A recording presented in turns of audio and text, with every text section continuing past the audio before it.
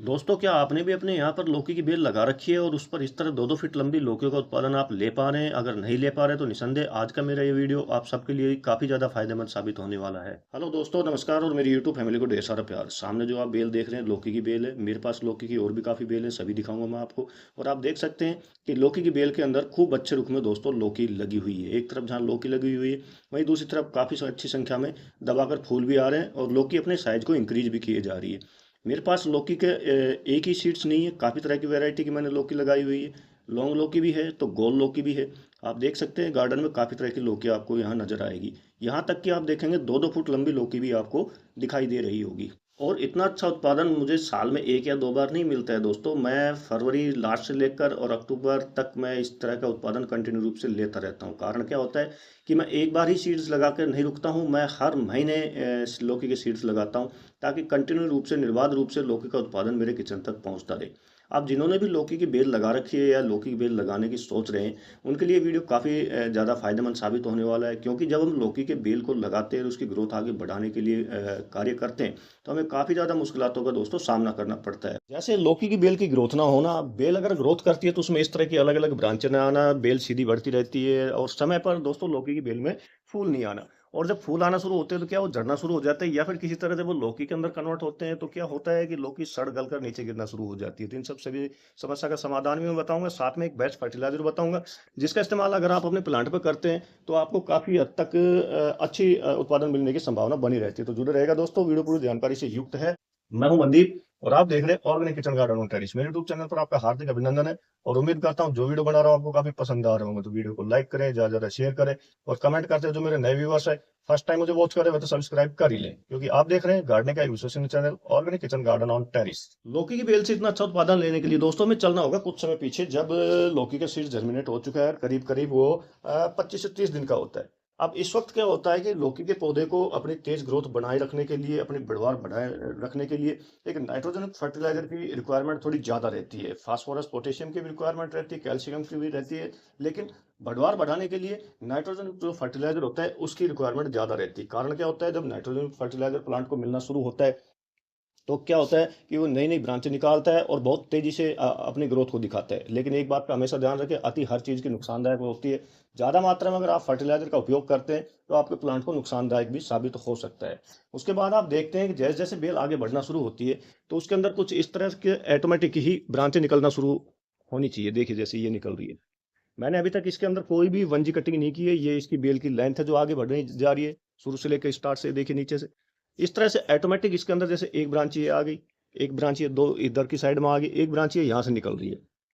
तो इस तरह ब्रांचें निकलनी चाहिए। अगर ब्रांचें नहीं निकलती है तो उस अवस्था में आपने क्या करना क्या है कि यहाँ से जो है जो बेल का टॉप सिरा है, इसको यहाँ से बेल से आपको अलग कर देना है, कट कर देना चाहिए होता है। इससे ये होगा कि जो बेल है और भी ज़्यादा ब्रांचें निकालेगी तेजी से, काफ़ी अच्छी मात्रा में। दूसरा बेनिफिट क्या मिलता है कि जब ब्रांचें निकलना शुरू होती है तो एक सम मात्रा में जो मेल और फीमेल फूल की क्वांटिटी होती है वो एक तरह से बराबर मात्रा में आना शुरू हो जाती है। अन्यथा कई बार देखा जाता है कि बेल आगे बढ़ती है और उसके अंदर फूल आना शुरू होते हैं तो मेल मेल फूल आए जाते हैं या फिर फीमेल फीमेल फूल आए जाते हैं। इससे हमारा जो प्रोडक्शन होता है वो काफ़ी हद तक प्रभावित होना शुरू हो जाता है। तो इन सब चीज़ों से बचने के लिए जब बेल इस तरह आगे बढ़ती है और आप देखते हैं बेल में ब्रांचें नहीं निकली, निकलना शुरू नहीं हुई है, तो बेल को यहाँ से आप आगे से टिप कर दें। दूसरा आप देख सकते हैं कि मेरे यहाँ पर छोटी छोटी बेल भी इतनी हेल्दी है, बिल्कुल किसी भी तरह का आपको इंसेक्ट का कोई भी अटैक नहीं दिखाई दे रहा होगा। आप देखिए पत्ते पूरी ग्रीनरी के साथ है, पूरे चौड़ाई के अंदर है। आप देखिए कितने बढ़िया रुख में है ना। आपको कोई भी किसी भी पत्ते पर कोई किसी भी डिजीज का या किसी भी वायरस का अटैक बिल्कुल नहीं दिखाई दे रहा होगा। इसके पीछे कारण क्या हो जाता है दोस्तों कि हमें नियमित रूप पर, नियमित का मतलब डेली नहीं होता है, नियमित का मतलब होता है एक शेड्यूल बनाकर हमें इस पर जैसे नीम ऑयल है या फिर लौंग का तेल है या फिर जैसे हमारे घर में हल्दी होती है, तो उसका स्प्रे हमें करना चाहिए होता है। स्प्रे हमेशा ध्यान रखें दोस्तों, शाम के वक्त करें। शाम के वक्त किया गया स्प्रे बहुत ही बेनिफिशियल होता है, हमारे प्लांट की हेल्थ के लिए बहुत ही फायदेमंद होता है। कारण क्या होता है कि जब हम शाम के वक्त स्प्रे करते हैं तो पौधा क्या पूरी रात छाया में रहता है, ठंडक में रहता है। पत्ते उसको अच्छी तरह से अवशोषित कर लेते हैं। जब पत्ते उसको अवशोषित कर लेते हैं तो जैसे थ्रिप्स एंड माइट हो गया या और भी जैसे व्हाइट फ्लाई हो गई, मोजेक वायरस हो गया, इस तरह के जो वायरस होते हैं, लीफ कट वायरस जो पत्ता मरोड़ रोग बोलते हैं, जिसमें पत्ता मुड़ना शुरू हो जाते हैं और पौधा के लाइफ साइकिल डैमेज होना शुरू हो जाती है। तो इस तरह के जो वायरस होते हैं प्लांट पर अटैक नहीं डालते हैं, डालते भी हैं तो उनका प्रभाव निष्क्रिय हो जाता है और प्लांट हमारा बहुत ही हेल्थ लेते हुए आगे की तरफ बढ़ना शुरू रहता है।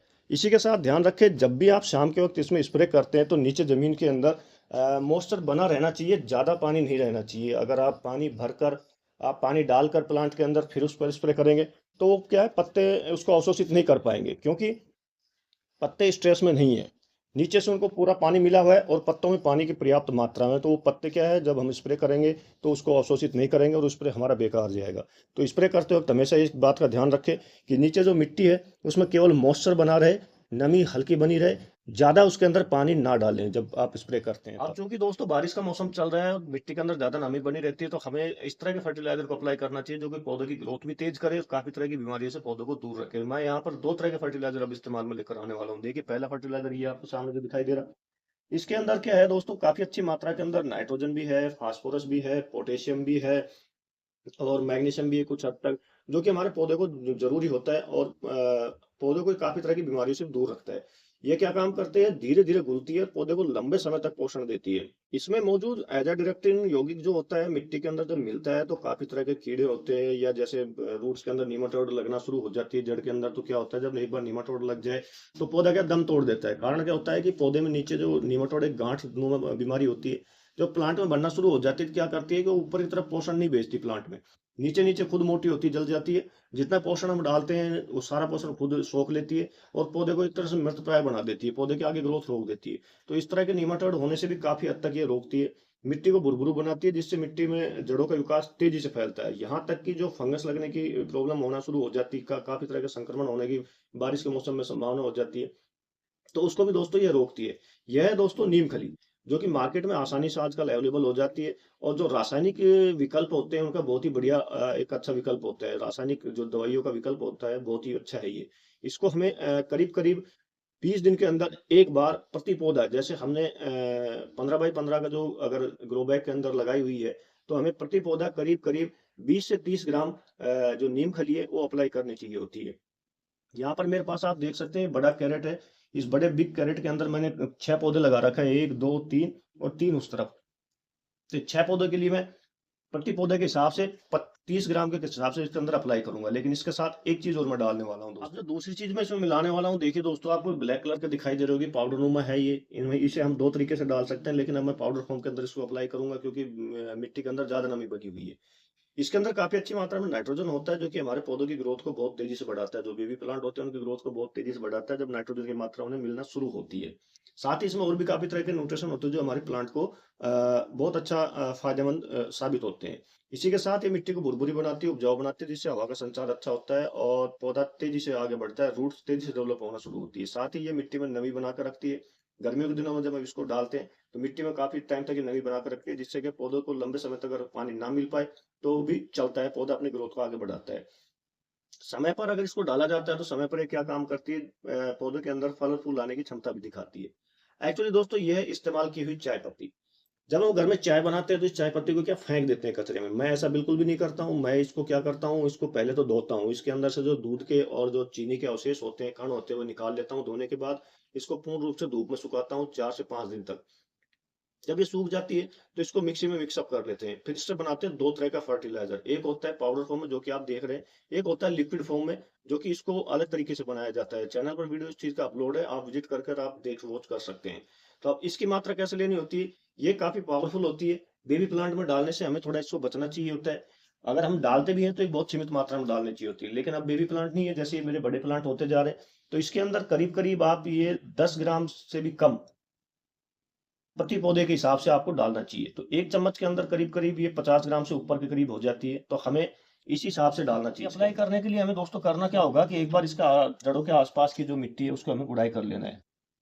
मिट्टी के अंदर नमी आप देख सकते हैं पूर्ण रूप से बनी हुई है। जब भी आप किसी फर्टिलाइजर को प्लांट में अप्लाई करते हैं तो पानी डालना बिल्कुल ना भूलें, क्योंकि जब तक पानी के संपर्क में नहीं आएगा वो अपना काम करना शुरू नहीं करेगा। इस तरह चारों तरफ उसकी हल्की हल्की गुड़ाई करने के बाद हमें प्लांट के अंदर फर्टिलाइजर को अप्लाई करना है। तो ये करीब करीब जो नीम खली है, मैं एक के अंदर 2 चम्मच के करीब डालूंगा ये।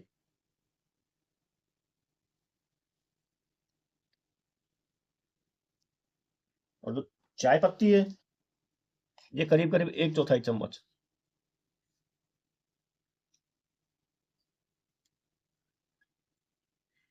इस तरह करने के बाद दोस्तों, चूंकि मिट्टी के अंदर गीलापन बना हुआ है, लेकिन हमारे प्लांट को फर्टिलाइजर भी अप्लाई करना था, उसको फर्टिलाइजर की भी रिक्वायरमेंट थी।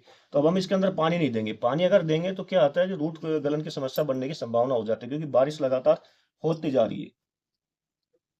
इस तरह डाल के दोस्तों हम इसमें मिला देंगे। सही समय पर सही फर्टिलाइजर का उपयोग करने से कुछ समय बाद हमें कुछ ऐसा प्रोडक्शन हमें कंटिन्यू रूप से दोस्तों देखने को अपने गार्डन से मिलता है। तो वीडियो कैसा लगा दोस्तों, कमेंट करके जरूर बताइएगा। पसंद आने पर ज्यादा ज्यादा शेयर कीजिएगा। जो मेरे नए व्यूअर्स है, फर्स्ट टाइम मुझे वॉच कर रहे हो तो सब्सक्राइब कर ही लीजिएगा। मिलते हैं आपसे नेक्स्ट वीडियो में नई जानकारी के साथ। तब तक के लिए आप सबको जय हिंद, जय भारत दोस्तों।